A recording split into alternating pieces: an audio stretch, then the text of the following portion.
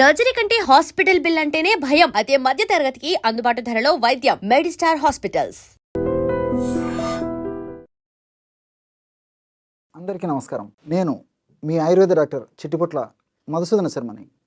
మనం ఈ వీడియోలో నరాల వీక్నెస్ తగ్గాలంటే ఎలాంటి క్షేమదాయకమైనటువంటి ఆహార పదార్థాలని వాడుకోవాలి అనేటువంటి అంశాన్ని గురించి తెలుసుకోబోతున్నాం.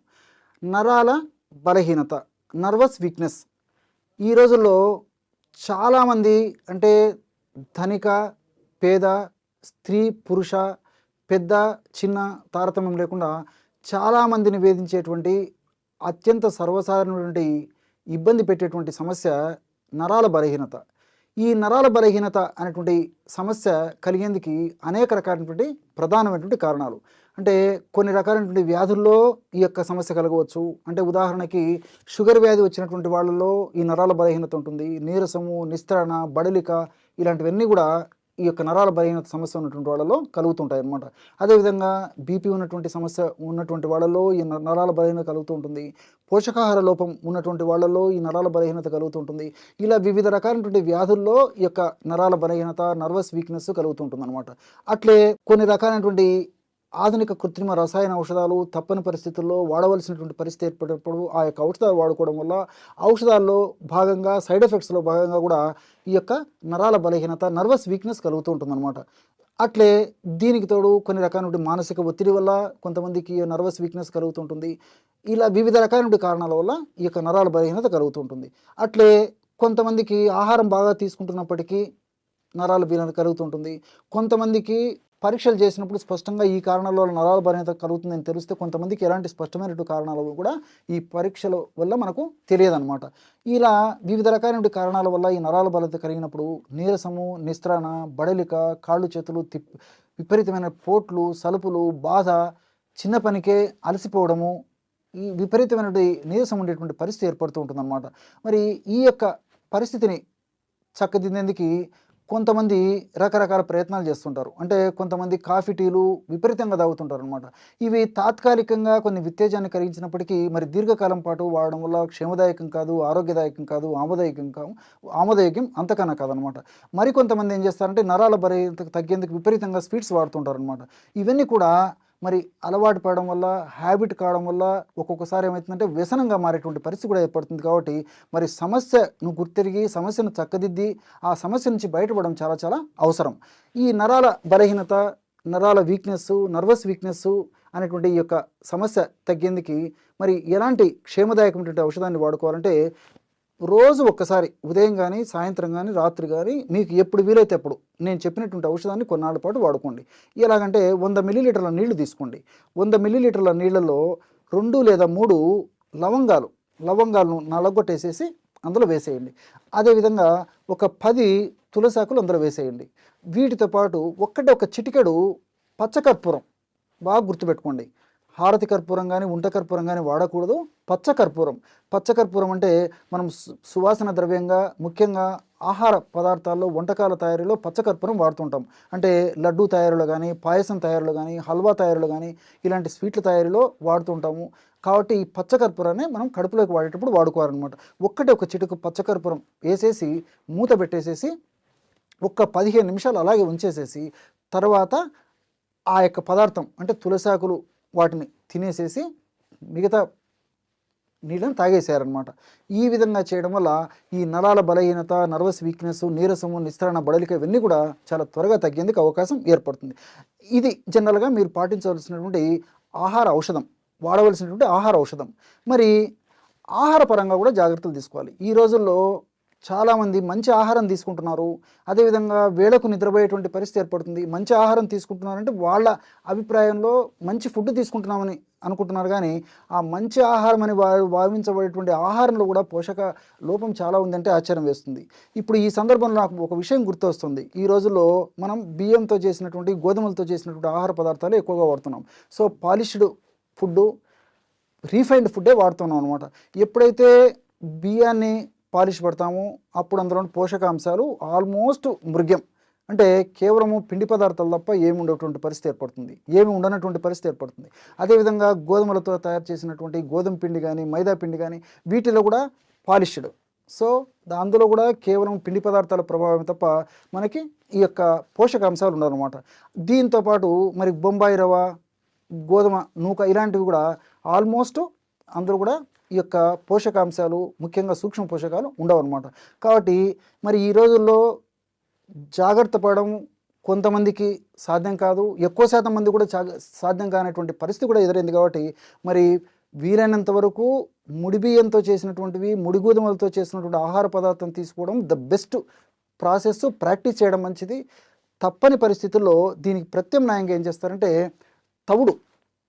సో సర్వసాధారణంగా పూర్వకాలం అయితే తవుడు ఉన్నటువంటి అంటే బియ్యము ముడి బియ్యం వాడేవాళ్ళు కాబట్టి ఆ రోజుల్లో ఈ నరాల బలహీనత ఉండేది కాదు. కానీ ఈ రోజుల్లో మనం అస్సలైనటువంటి పోషకాంశం ఉన్నటువంటి ప్రధానమైనటువంటి వాటిని కూడా పక్కన పెట్టేసేసి కేవలము పిండి పదార్థం ఉన్నటువంటి బియ్యాన్ని, గోధుమలు వాడుకోవడం చేతనే ఈ పద్ధతి కలుగుతుంది. కాబట్టి మైక్రోన్యూట్రియంట్ సూక్ష్మ పోషకాలు తవుడులో విపరీతంగా ఉంటాయి. కాబట్టి మరి ఆ తవుడును మనకు మార్కెట్లో కూడా దొరుకుతుంది. కాబట్టి తవుడును తెచ్చుకొని ఏదో ఒక రూపంలో రోజు 1 నుండి 2 చెంచాలు మనం పులకాల్లో తవుడు కలుపుకోవచ్చు, తవుడు పొడి. అదేవిధంగా అన్నంలో కలుపుకొని తీసుకోవచ్చు, స్వీట్స్లో కలుపుకోవచ్చు, పాలల్లో కలుపుకోవచ్చు, మజ్జిగలో కలుపుకోవచ్చు. లేకపోతే తవుడు తర్వాత ఖర్జూరం కాస్త తేనె కలిపేసేసి ఉంటలాగా చేసుకొని రోజు ఒక ఉంట తీసుకోవచ్చు. ఇలా ఏదో ఒక పద్ధతిలో తవుడును వాడుకోవడం వల్ల ఇంచుమించు 40 రోజులు రెగ్యులర్గా వాడుకోవడం వల్లనే చాలా అద్భుతమైనటువంటి ఫలితాలు కలిగినట్లు చాలామంది ఫీడ్బ్యాక్ ద్వారా కూడా మాకు తెలుస్తుంది అనమాట. కాబట్టి తవుడును తప్పనిసరిగా ఆహారంలో ఒక భాగంగా చేసుకుంటే చాలా వరకు చాలామందిలో 100లో 99% మందిలో కూడా ఈ యొక్క నరాల బలహీనత సమస్య నుంచి చెక్ పెట్టడానికి అవకాశం ఏర్పడుతుంది. కాబట్టి ఫ్రూట్స్ జ్యూసెస్లో కూడా ఈ తవుడు వాడుకోవచ్చు. తర్వాత స్ప్రౌట్స్ మొలకెత్తిన విత్తనాల్లో ఈ తవుడు వాడుకోవచ్చు. కాబట్టి మీకు ఎలా వీలైతే అలాగా రోజు 1 నుంచి 2 టీ స్పూన్లు ఈ తవుడును మాత్రం ఖచ్చితంగా వాడేటువంటి అలవాటు చేసుకోవడం వల్ల ఈ నరాల బలహీనత ఉన్నటువంటి సమస్య తగ్గిపోతుంది. భవిష్యత్తులో కూడా ఈ నరాల బలహీనత సమస్య రాకుండా ఉండేందుకు అవకాశం ఏర్పడుతుంది. ఎందుకంటే ఇక్కడ మరొక విషయం కూడా నాకు గుర్తొస్తుంది. ఇప్పుడు మనం ఆహార పదార్థాల్లో భాగంగా విపరీతంగా ఆహారం తీసుకుంటున్నాం. చాలామంది 100లో 99% మంది కూడా జరిగేది ఇది. మరి కడుపు నిండా అన్నం తినేటువంటి పరిస్థితి ఏర్పడుతుంది. రోటీ, చపాతీ లాంటివి కూడా ఎక్కువగా తీసుకునేటువంటి పరిస్థితి ఏర్పడుతుంది. ఇవన్నీ కూడా పిండి పదార్థాలు. పిండి పదార్థాలు తీసుకున్నప్పుడు సహజంగా పిండి పదార్థాల వల్ల శక్తి వస్తుందని చెప్పేసి మనకు సర్వసాధారణంగా తెలిసినటువంటి విషయం. కానీ పిండి పదార్థాలు మనం తీసుకున్నప్పుడు ఆ పిండి పదార్థాలు శక్తిగా మారడానికి కొన్ని విటమిన్స్ అవసరం అన్నమాట. B1, B6, B12 ఇలాంటివన్నీ కూడా అవసరం. కాబట్టి మరి ఇలాంటి పోషక ద్రవ్యాలన్నీ ఉన్నటువంటి పదార్థాలు కావాలంటే మనం తవుడు ఇలాంటివి వాడుకోవాలన్నమాట. ఇలాంటివి నేను చెప్పినట్లు ఈ స్ప్రౌట్స్ ఇలాంటివన్నీ వాడుకోవడం వల్ల ఈ మైక్రోన్యూట్రియంట్స్ ప్రాబ్లం కూడా లేకుండా ఉంటుంది. కాబట్టి నరాల బలహీనత, నీరసం, నిస్తరణ కూడా తగ్గిపోతాయి. అంతేకాకుండా ఈ నరాల బలహీనత తగ్గాలంటే విటమిన్ D బాగా ఉండేట్టు చూసుకోవాలి, విటమిన్ E లోపం లేకుండా బాగుండేట్టు చూసుకోవాలి. వీటికి తోడు నేను చెప్పినట్టు B1, B6, B12 ఈ 5 పదార్థాలు, ఈ 5 ముఖ్యాంశాలు, సూక్ష్మ పోషకాలు శరీరంలో సమృద్ధిగా తగినంత ఉన్నప్పుడే ఉన్నటువంటి నరాల బలహీనత సమస్య త్వరగా తగ్గిపోతుంది. భవిష్యత్తులో మళ్ళీ నరాల బలహీనత సమస్య రాకుండా ఉండేందుకు కూడా నేను చెప్పినటువంటి పద్ధతిలో ఈ విధి విధానాలు పాటించడం వల్ల కలుగుతుంది. పసుపులో ఉన్నటువంటి అద్భుత ఔషధ గుణాలు అనేటువంటి అంశాన్ని గురించి తెలుసుకోబోతున్నాం. పసుపు వేలాది సంవత్సరాల నుంచి భారతీయ నాగరికతతో సనాతన కాలం నుంచి కూడా ముడిపడినటువంటి పసుపుతో ముడినటువంటి జీవన విధానం భారతీయుల జీవన విధానం. పసుపును మంగళకర ద్రవ్యంగా భావించడం వలనే పూజాది కార్యక్రమాల్లో పసుపును వాడడం, అదేవిధంగా నోములు, వ్రతాలు, పెళ్ళిళ్ళు, పేరెంటాలు ఇలాంటి కార్యక్రమాల్లో పసుపును వాడడం, ఇలాంటి సందర్భాల్లో కూడా పసుపును మనం వాడుతూ ఉంటాం అన్నమాట. అంతేకాకుండా మంగళప్రదమైనటువంటి ద్రవ్యమైనటువంటి ఈ పసుపును సౌందర్యమైనటువంటి పరమైనటువంటి ఇబ్బందులు ఎదురైనప్పుడు ఒక సౌందర్య సాధనంగా పసుపును వాడేటువంటి సాంప్రదాయం మన భారతదేశంలో ఉంది. అంతేకాకుండా వివిధ రకాలైనటువంటి అనారోగ్య సమస్యలు మనల్ని చుట్టుముట్టినప్పుడు ఆ పసుపును మనం సద్వినియోగం చేసుకోవడం వల్ల ఆ అనారోగ్య సమస్యల నుంచి కూడా బయటపడవచ్చు. కాబట్టి పసుపు కేవలము మంగళప్రదమైనటువంటి ద్రవ్యమే కాకుండా సౌందర్య సాధనంగాను, అదేవిధంగా అనేక రకాలైనటువంటి వ్యాధులను తగ్గించేటువంటి ఔషధంగాను ఉపయోగపడుతుందంటే అతిశయోక్తి కాదు. వీటినన్నింటినీ దృష్టి ఉంచుకొని మన మహర్షులు వేలాది సంవత్సరాల క్రితమే ఈ పసుపుకు వివిధ రకాలైనటువంటి పేర్లను చెప్పడం జరిగింది. అంటే క్రిమిజ్ఞ అనేటువంటి పేరు పసుపు ఇవ్వడం జరిగింది. అంటే అనేక రకాలైనటువంటి క్రిములను హరింపజేసేటువంటి అత్యంత శక్తివంతమైనటువంటి పదార్థాలు ఇందులో ఇమిడి ఉండడం చేత క్రిమిజ్ఞ అనేటువంటి పేరు దీనికి పెట్టడం జరిగింది సంస్కృతంలో. అట్లే యోషత్ ప్రియ అనేటువంటి మరొక పేరు కూడా ఉంది. అంటే స్త్రీలకి ఇష్టమైనటువంటిది కాబట్టి యోషత్ ప్రియ అనేటువంటి పేరు ఈ యొక్క పసుపుకి ఉందన్నమాట. అట్లే కాంచని అనేటువంటి మరొక పేరు కూడా ఉంది. అంటే కాంచని అంటే బంగారు వర్ణంతో ఈ పసుపు ఉండడం చేత కాంచని అనేటువంటి పేరు ఉందన్నమాట. ఈ పసుపుని హల్దీ అనేటువంటి పేరుతో మామూలుగా హిందీలో పిలుస్తుంటారు, టర్మరిక్ అనేటువంటి పేరుతో ఇంగ్లీష్లో పిలుస్తూ ఉంటారనమాట.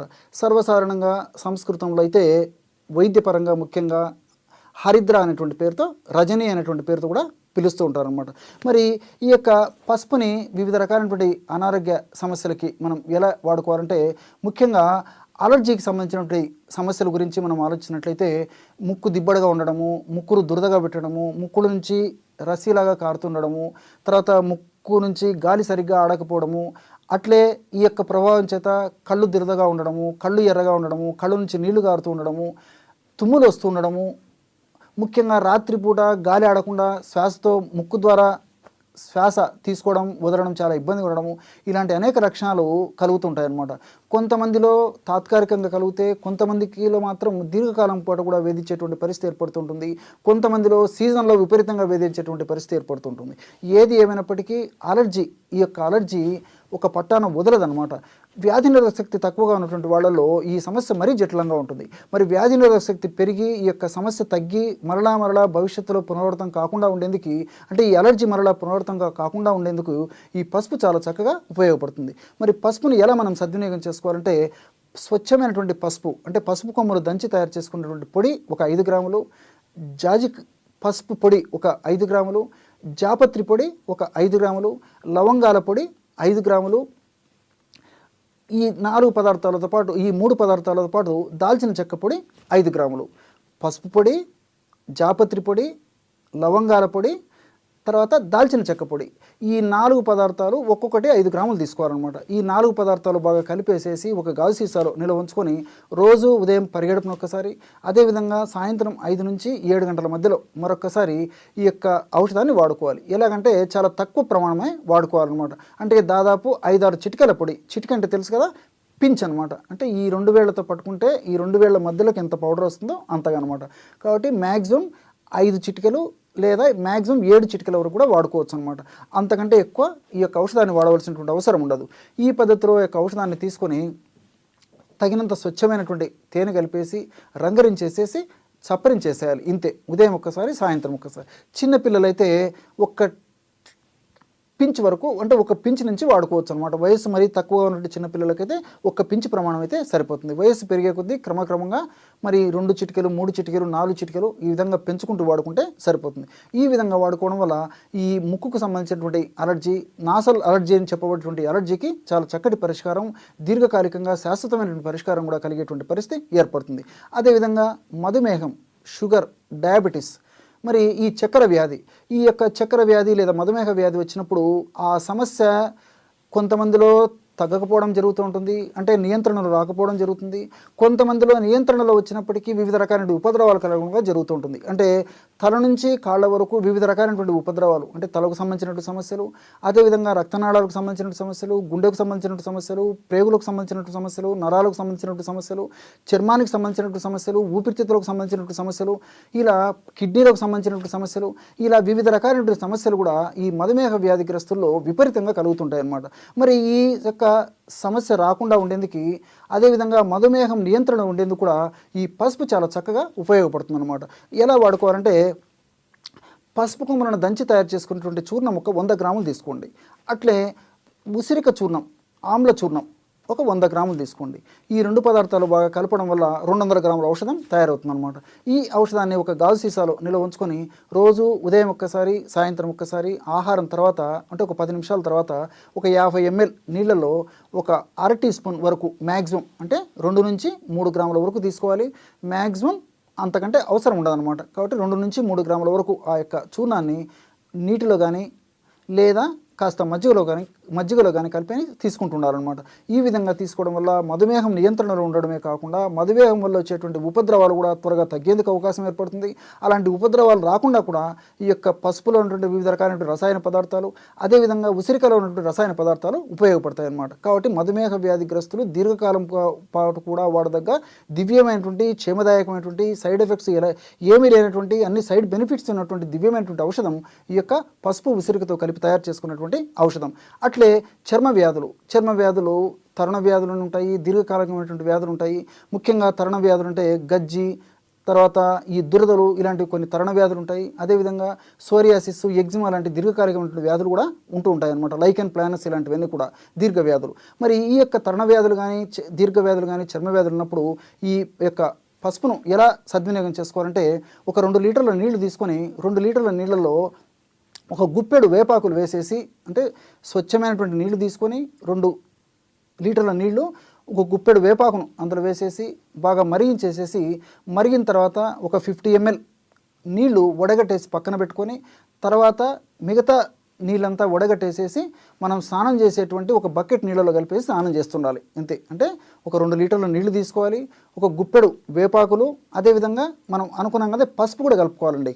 వేపాకు గురించి చెప్పాను కదా, పసుపు కూడా ఒక టీ స్పూన్ పసుపు కూడా కలిపేసేసి బాగా మరిగించేసేసి, మరిగిన తర్వాత 50 ml నీళ్లు పక్కకు తీసేసి చల్లారిన తర్వాత అది కడుపులోకి సేవించాలి.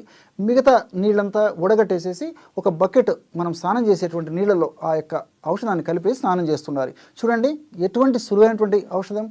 రకరకాలుగా యాంటీ హిస్టమిన్స్ వాడుతుంటారు, తప్పని పరిస్థితుల్లో మరి స్టిరాయిడ్స్ వాడేటువంటి పరిస్థితి ఏర్పడుతుంది, రకరకాల పూత మందులు వాడుతుంటారు.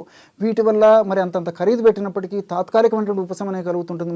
కానీ చాలామందిలో 190% మందిలో మరి దీర్ఘకాలికమైనటువంటి ఉపశమనం కలిగేటువంటి, దీర్ఘకాలికంగా నిర్మూలన జరిగేటువంటి పరిస్థితి కూడా ఏర్పడదు. కాబట్టి ఇలాంటి క్షేమదాయకమైనటువంటి ఔషధం వాడుకోవడం వల్ల చాలా చక్కటి ఫలితం సిద్ధిస్తుంది.